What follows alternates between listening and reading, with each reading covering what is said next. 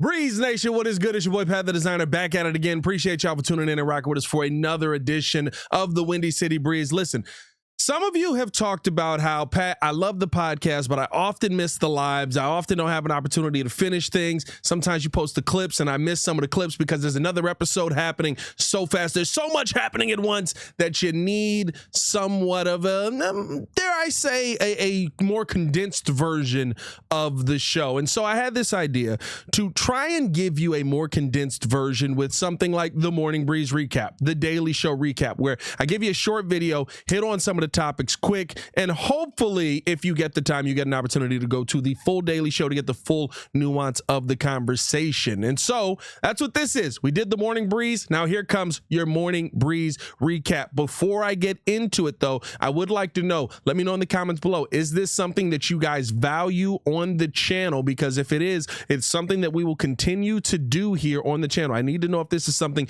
you value. Hit that like button, subscribe to the page, all of that, and let me know if you want a more condensed version of what we talk about in the morning, more of a recap style show that if you get time to watch the full episode, you get the time. If you don't, at least you're still caught up on everything that we have to talk about. All right, let's get into the conversation. But first, hit that like button, subscribe to the page, leave a 5-star review. Y'all know what to do. Appreciate y'all for tuning in and showing love. So, on today's Daily Show, we started off with an interesting conversation about a possibility of a Myles Garrett trade that would bring back some very, very interesting pieces. Two pieces to the Chicago Bears.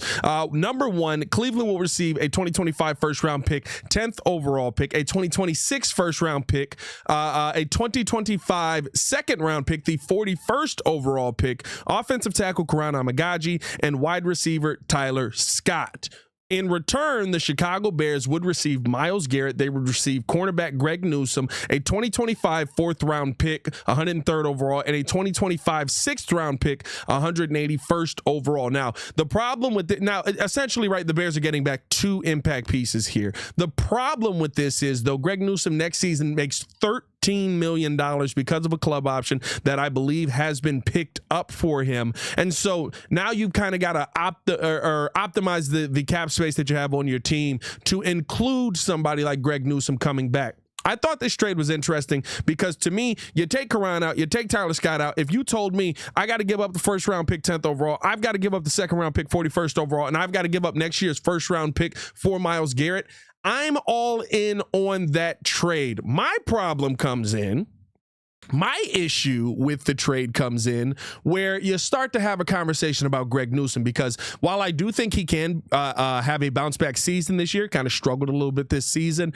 I think if you got him without Harris, I think if you got him in there with Dennis Allen, right, he would be utilized in the right way. You're probably talking about moving on from Tyreek Stevenson at that point, because last year of his contract, you would have to extend Greg Newsome. But at a minimum, you feel like you have this guy who can be a solid DB. My problem is, essentially, he becomes your 41st overall pick. I'm not going defensive back with my 41st overall pick. I got a slew of defensive backs on the other side. On the morning show this morning, a lot of people still having a problem with the Myles Garrett part of this. I don't have a problem with the Myles Garrett part of this. Again, if you told me those 3 picks just for Myles Garrett, I'm all in. Greg Newsome, to me, muddies up this trade. It's not something that I would really want to see the Chicago Bears do. Let me know how you guys feel in the comments below. I'll be down there talking with you guys as well. Is this a trade that you would be very interested in, or is this something that kind of just, I'm good. And let me know if you're in on Myles Garrett. There's a lot of people not in on Myles Garrett. I don't get that. I don't understand that part of it. But hey, again, if you want to have the conversation, if you want to hear the conversation in more nuance, go tap into the Morning Breeze this morning. Go check out the podcast on Apple Music, on Apple Podcasts, on Spotify, on wherever you get your podcast app. We appreciate you guys for rocking with us and showing love, man. The other thing that we talked about was an article from The Athletic that doesn't have Ben Johnson as the best head coaching hire this offseason. This was done by people in front offices, coaches, personnel voted on this, and Mike Vrabel came out as the #1 option there. Now, again, I talk about in the episode, ton of experience from Mike Vrabel, so you kind of understand that young quarterback, head coach connection. I get it from that aspect of it. I think that there's a lot of good pieces there that Mike Vrabel will be able to accentuate in New England, and also just kind of understands the New England way. The surprising part of it all for me, though, was #2 is Ben Johnson. #2, but he's tied for #2, essentially, right? #2 is Ben Johnson, but he's tied for #2 with Pete Carroll. And I kind of talk about in this morning's episode why, to me, Pete Carroll in the coaching situation that he's in, I think Pete Carroll's a winner. I think he's a culture setter. I just think it's going to take a lot longer than maybe Pete Carroll has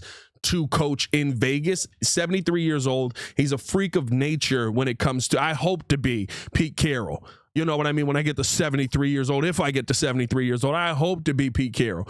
But, you know, there is a limit to what you're able to do on a football field. There is a limit to what you're able to do long term in the NFL, just because of the demand that the job has. I don't know if Pete Carroll is going to be able to complete that. I do think he sets a culture there. I just think Vegas has a much longer way to go than where the Chicago Bears are now with Ben Johnson. But again, when you're weighing the experience, when you're weighing the head coaches, the head coaching chops, right? I know Pete Carroll has it. I don't know Ben Johnson has it. I kind of talk about why the differences and why I don't believe Ben Johnson and Pete Carroll should be that close, but why I can understand the conversation. Anyway, man, I'm going to get up out of here. That is your Morning Breeze recap. Tap into the full episode if you want to know the nuances and the ins and outs of why I talk about it. We'll also have clips posting today of the videos as well, man. As always, it's your boy, Pat the Designer, back at it again. Y'all stay safe out there, Chicago. Again, let me know if these recaps is something